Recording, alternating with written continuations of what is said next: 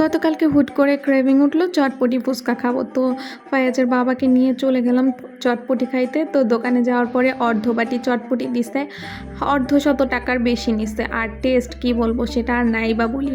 তো এই টেস্ট দেখে চলে গেলাম দোকানে, হাফ কেজি ডাবলি নিছি মাত্র 35 টাকা দিয়ে। এখন সেটা দিয়েই চটপটি বানাবো আজকে।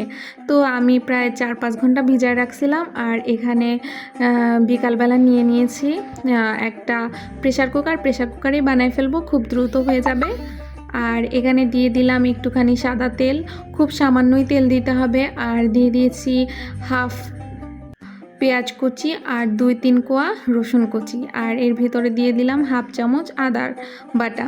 এরপরে এর ভিতরে দিয়ে দিলাম হাফ চামচ মরিচের গুঁড়া, হাফ চামচ হলুদ গুঁড়া, হাফ চামচ হচ্ছে জিরা আর ধনিয়া গুঁড়া। এরপরে মশলাটা একটুখানি কষিয়ে এর ভিতরে ওই ডালটা দিয়ে দিয়েছি। এটা ভেজে একদম ফুলে তরতরা হয়ে গেছে। আমি হাফ কেজি পুরোটা নিই নাই, আমি হাফ কেজিরও অর্ধেক মানে 250 গ্রাম মতো নিয়েছি, কারণ আমরা খাওয়ার মানুষ মাত্র 2 জন।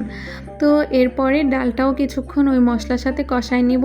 এরপরে দিয়ে দিব একটুখানি লবণটা একটু চেক করে দিতে হবে। এবার লবণটা সহকারে ভালো করে কষিয়ে এর ভেতরে 2-3টা কাঁচামরিচ চিড়ে দিয়ে দিতে হবে। আমি একটু ঝাল কমই খাবো, এজন্য হচ্ছে অল্প দিয়ে দিয়েছে। এবার মশলাটা খুব ভালো করে কষানো হয়ে গেলে পরিমাণ মতো পানি দিয়ে জাস্ট সিটি দেওয়ার জন্য ঢাকনা দিয়ে আটকায় দিব।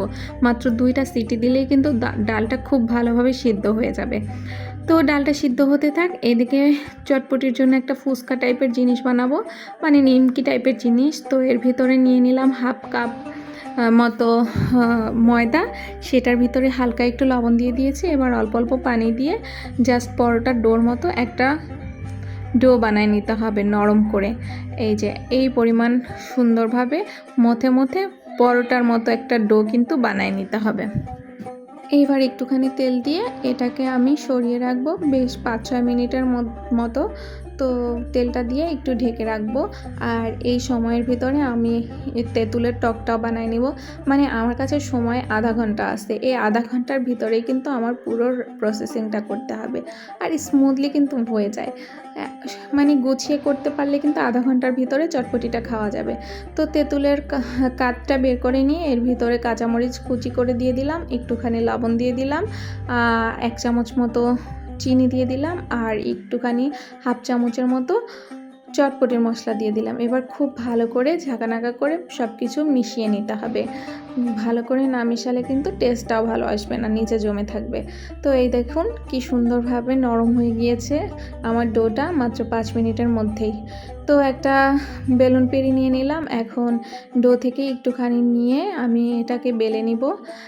এবড়ো থেবড়ো যে কোনোভাবে শেপ দেওয়া যাবে, আমি অ্যাজ ইউজুয়াল যে কোনোভাবে শেপ দিয়ে নিচ্ছি।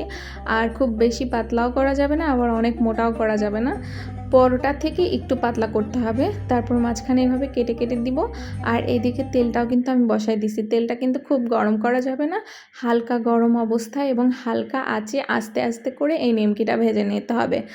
এই নিমকিটা চটপটির সাথে বেশ টেস্ট লাগে, ফুচকার থেকেও ভালো লাগে আমার কাছে মনে হয়। তো এই তো আমার চটপটির ডালটাও কিন্তু হয়ে গিয়েছে, একদম পারফেক্টলি সিদ্ধ হয়ে গিয়েছে মাত্র 2টা সিটি দিয়ে। এত দ্রুত সিদ্ধ হয়ে যায়। তো এখন আমি আস্তে আস্তে ওই নিমকিটা ভেজে নিব। যে কয়টা আছে নিমকিগুলো ভাজতে একটু সময় লাগে, তো আমি ওইগুলো বেলে বেলে দিচ্ছি। আর এইদিকে চটপটির বাকি কাজগুলো সেরে ফেলতেছি। মানে বললাম না, সময় কিন্তু আধা ঘন্টার ভিতরে সব কাজ করতে হবে। সো 2 হাত পায়ে কাজ করতেছি। এদিকে 2টা আলু এরকম করে হাত দিয়ে ভেঙে দিচ্ছি। একদম আস্তে আস্তে করা যাবে না, আবার কিন্তু একদম ভর্তা বানিয়ে ফেলা যাবে না। তারপরে একটু কাঁচা পেঁয়াজ দিয়ে দিলাম, আর উপর থেকে 1 চামচ মতো চটপটির মশলা দিয়ে দিলাম। এরপরে এটা নাড়াচাড়া করে এর ভিতরে 2টা কাঁচামরিচ আবার কুচি কুচি করে দিয়ে দিলাম। কাঁচামরিচের ফ্লেভারটা কিন্তু ভালো আসে। এবার একটা ব্লক উঠলেই কিন্তু আমার চটপটি রেডি।